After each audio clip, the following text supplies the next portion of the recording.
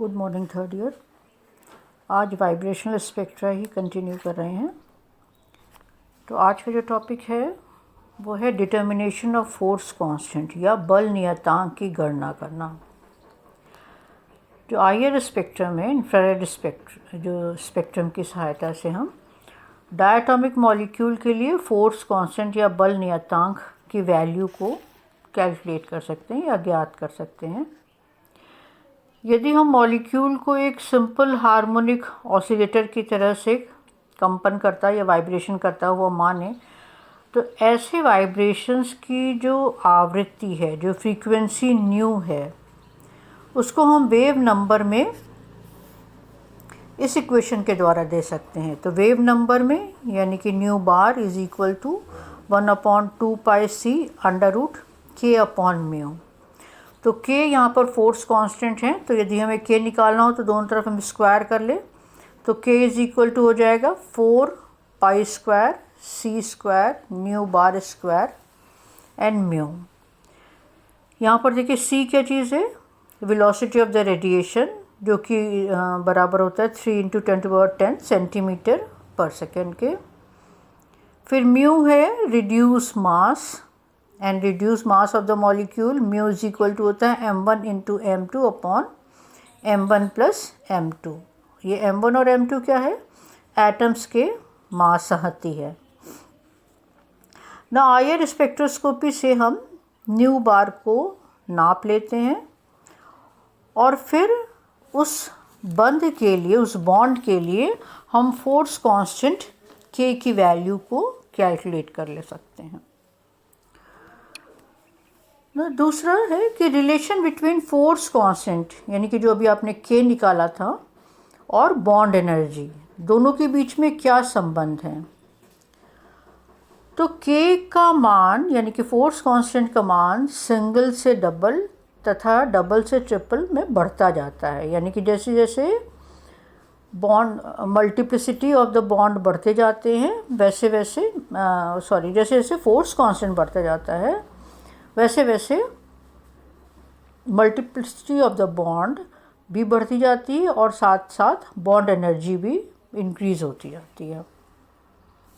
जैसे आपको इस टेबल में दिख रहा है आपको इस टेबल में कि C सिंगल बॉन्ड C के लिए K की वैल्यू और C डबल बॉन्ड C की वैल्यू के लिए K की वैल्यू बढ़ रही है, ट्रिपल बॉन्ड के लिए फर्दर और बढ़ गई, और साथ ही साथ बॉन्ड एनर्जी भी आप देखिए लगातार बढ़ती जाती है। तो force constant increases almost directly with the multiplicity of the bond। तो ये तो रिलेशन हो गया आपका फोर्स कांस्टेंट और बॉन्ड एनर्जी के बीच में।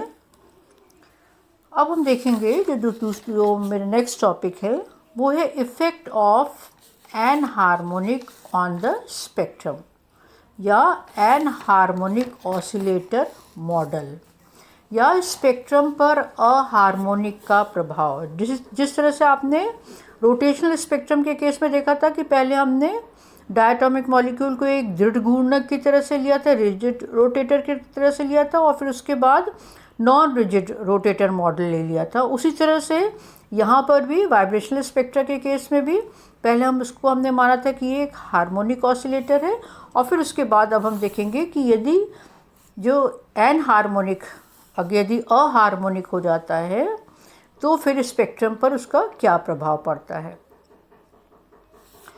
तो यदि कोई मॉलिक्यूल सिंपल हार्मोनिक ऑसिलेशंस करता है तो जो रेस्टोरिंग फोर्स है हार्मोनिक वाइब्रेशन की, वो डायरेक्टली प्रोपोर्शनल होती है डिस्प्लेसमेंट के x के, जो कि आप पहले देख चुके हो। और हार्मोनिक ऑसिलेटर की जो ऊर्जा है उस ऊर्जा को हम इस इक्वेशन के द्वारा, इक्वेशन नंबर 1 के द्वारा दे सकते हैं, यानी कि EV is equal to EV + ½ hc omega E. आपको मालूम है V की वैल्यू क्या है, V क्या चीज़ है, वाइब्रेशनल क्वांटम नंबर, जिसकी वैल्यू 0, 1, 2, 3 एंड सो ऑन होती है। उसी तरह से ओमेगा ई क्या है, equilibrium frequency of the vibrations. Now strictly speaking, the movement of real oscillator is not perfectly harmonic, यानी कि वास्तव में देखा जाए तो जो वास्तविक दोलित्र है उसकी गति पूर्ण आवर्ती नहीं होती। This is because as the displacement increases, इसका क्या कारण है कि जैसे जैसे x की वैल्यू बढ़ती जाती है, अगर x बढ़ेगी तो रेस्टोरिंग फोर्स जो है वो धीरे धीरे वीक होता चला जाएगा। और लार्ज एम्पलीट्यूड ऑफ वाइब्रेशंस के लिए the atoms of the molecule must fall apart, that the molecule must dissociate into atom.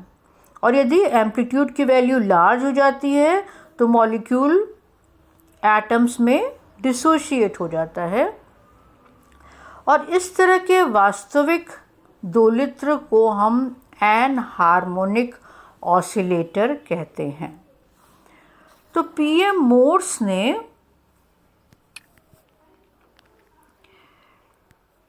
1929 में ये सजेस्ट करा कि हमें जो इक्वेशन नंबर हमारा 1 है, ये जो इक्वेशन नंबर 1 है, उसमें हमें कुछ मॉडिफिकेशन करना पड़ेगा जब हम एन हार्मोनिक ऑसिलेटर की बात करते हैं। तो एक एडिशनल टर्म इसमें इंट्रोड्यूस करा गया। एडिशनल पूरा ये देखिए, पूरा एडिशनल जो टर्म है वो क्या चीज़ है, v plus half square H C X E omega ही। ये तो एज इट इज़ पहले जो था वही है, v plus half H C omega ही पहले से था, और उसमें ये और टर्म इंक्लूड कर दिया गया, क्या, v प्लस हाफ का स्क्वायर एच सी, एक चीज़ आ गया है एक्स ई, और ओमेगा ई ये पहले ही था।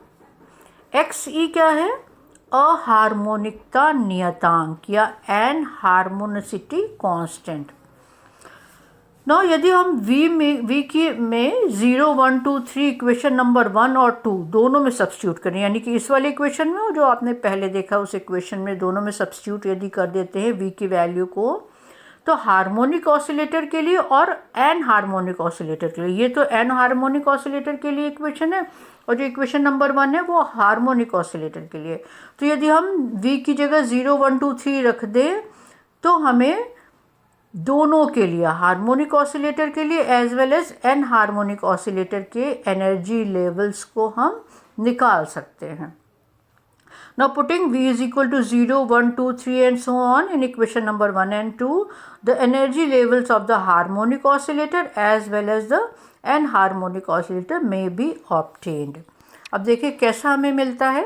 तो देखिए ये डायग्राम आप देखिए, तो आप इस डायग्राम से देख रहे हो कि एनर्जी लेवल जो हार्मोनिक ऑसिलेटर का है वो तो इक्वली स्पेस्ड है। ये देखिए ये वाला, इसमें ये इक्वली स्पेस्ड है दोनों हार्मोनिक ऑसिलेटर के लिए, जबकि अहार्मोनिक के लिए, एन हार्मोनिक ऑसिलेटर के लिए इक्वली स्पेस नहीं है।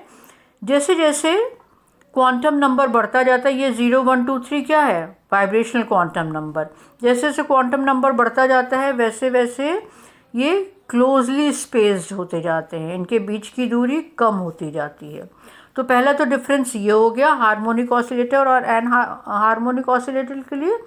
दूसरा ये है कि पोटेंशियल एनर्जी कर्व, जो कर्व है पोटेंशियल एनर्जी का, ये हार्मोनिक ऑसिलेटर के तो पैराबोला है, ये आपको दिख रहा है पैराबोला, जबकि एन हार्मोनिक ऑसिलेटर के लिए जैसा इस फिगर में दिया है, यानी कि पैराबोला से थोड़ा सा डिफरेंट हो जाता है, ये इस तरह से आ जाता है, ये ऐसे, ये तो पूरा का पूरा ऐसे है, देखिए ये पूरा ऐसे इस तरह से दे रखा है, जबकि ये वाला कैसा है, ऐसे करके आप ऐसे ले लिया आपने, ठीक है। देखिए इसको दोनों को एक साथ अगर दिखाना हो तो देख लीजिए, ये आप ये शो करा हुआ है, इधर एनर्जी है, इधर इंटर न्यूक्लियर सेपरेशन है। जो रेड लाइन से रेड है वो तो आपका हार्मोनिक ऑसिलेटर के लिए, जबकि जो दूसरा वाला कर्व है यानी कि जो ब्लैक से शो हो रहा है वो है मोर्स इक्वेशन के द्वारा मोर्स ने जैसा बताया था उस इक्वेशन जो दी थी उसके अनुसार जो कर्व है वो आ रहा है। इसमें आपको v की वैल्यू जैसे जैसे बढ़ती जा रही है, जो हार्मोनिक ऑसिलेटर है उसमें स्पेसिंग तो इक्वल है, जबकि जो एन हार्मोनिक ऑसिलेटर है उसमें जो स्पेसिंग है वो धीरे धीरे कम होती जाती है। देखिए दोनों के लिए, हार्मोनिक ऑसिलेटर के लिए ई की वैल्यू है और अहार्मोनिक ऑसिलेटर के लिए ई की वैल्यू है। एक चीज़ और इसमें है, जो सिलेक्शन रूल आप देखिए, सिलेक्शन रूल क्या कहता है कि हार्मोनिक ऑसिलेटर के लिए तो डेल्टा वी की वैल्यू ±1 ही है, लेकिन एन हार्मोनिक के लिए डेल्टा वी की वैल्यू ±1 भी हो सकती है, +-2 भी हो सकती है, +-3 भी हो सकती है। यानी कि यदि हम इस डायग्राम में देखें, बल्कि आप इस डायग्राम में देख लीजिए कि इसमें तो जो ट्रांजिशन होगा वो केवल एक लेवल में ऊपर जाएगा। यहाँ पर 0 से वो 2 में भी जा सकता है, यहाँ पर 0 से 2 में नहीं जा सकता। क्यों? क्योंकि सिलेक्शन रूल इसके लिए तो delta v is equal to +-1 भी, यानी कि एक लेवल भी ऊपर जा सकता है, 2 लेवल भी जा सकता है, 3 लेवल भी जा सकता है, ऊपर नीचे जैसा भी हो जा सकता है, एंड सो ऑन। लेकिन यहाँ पर ये फॉरबिडन है, यहाँ पर केवल एक ही लेवल वो ऊपर जा सकता है। तो ये यहाँ पर ये सिलेक्शन रूल दे रखा है, ये देखिए, जो कि इस पेज पर आपका ये क्लियर है। एक चीज़ और है कि यहाँ पर जो आपको बताया है कि जो अहार्मोनिक ऑसिलेटर है उसमें जब transition v is equal to 0 से v इज इक्वल टू 1 पे ट्रांजिशन होता है, तो ये जो होता है ये बहुत ज़्यादा इंटेंस होता है और इसको हम फंडामेंटल बैंड कहते हैं। फंडामेंटल मूल अवशोषण, फंडामेंटल एब्जॉर्प्शन या फंडामेंटल बैंड कहा जाता है जब ट्रांजिशन v इज इक्वल 0 से v इज इक्वल टू 1 में होता है। जब v इज इक्वल टू 0 से v इज इक्वल टू 2 में होता है तो उसकी इंटेंसिटी कम हो जाती है और इसको हम फर्स्ट ओवरटोन कहते हैं। फर्दर आगे चलें, v इज इक्वल टू 0 से v इज इक्वल टू 3 में होता है तो तीव्रता और भी कम हो जाती है और इसको हम सेकेंड ओवरटोन कहते हैं। इसका मतलब जैसे जैसे संक्रमण में, ट्रांजिशन में v का मान बढ़ेगा, जो ओवरटोन की तीव्रता वो कम होती चली जाती है। तो आज बच्चों यहीं तक है। नेक्स्ट टर्न पे इसके अगर एक आध टॉपिक और बचे हुए हैं उनको कंप्लीट करके फिर इलेक्ट्रॉनिक स्पेक्ट्रा को शुरू करेंगे। Thank you.